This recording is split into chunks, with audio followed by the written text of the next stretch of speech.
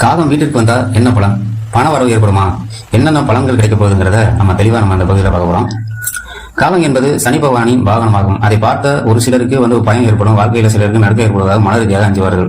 ஒரு காகம் ஒருவருடைய வீட்டுக்கு நுழைந்தால் அது வாழ்க்கையில் பலவிதமான மாற்றங்களை ஏற்படுத்துவதாக ஜோதிட சாஸ்திரங்கள் கொடுத்து, இந்த காகமானது ஒரு வீட்டுக்குள் வந்த வாழ்க்கையின் பல மாற்றங்களை ஏற்படுத்தும். நீங்கள் ஒரு ஊர் பயணம் மேற்கொள்ளும் பொழுது உங்கள் வீட்டின் காகம் அந்த பயணத்தின் வெற்றியை ஈட்டுவதாகவே நம்பப்படுகிறது. ஏதேனும் சுபகாரியங்களுக்கு செல்லும் பொழுது வீட்டின் மேற்கு புறமாக காகம் கத்திக் கொண்டிருந்தால் அது நல்ல அர்த்தமாகவே நமக்கு நல்ல பலன் கிடைக்கப் போவதாகவே அர்த்தம். காலை நேரத்தில் வீட்டின் வடக்கு பகுதியில் கிழக்கு நோக்கி காகத்தை பார்த்தால் கத்திக் கொண்டிருந்தால் நண்பர்கள் ரீதியாக சிலருக்கு நல்ல வரவுகள் உண்டாகும்.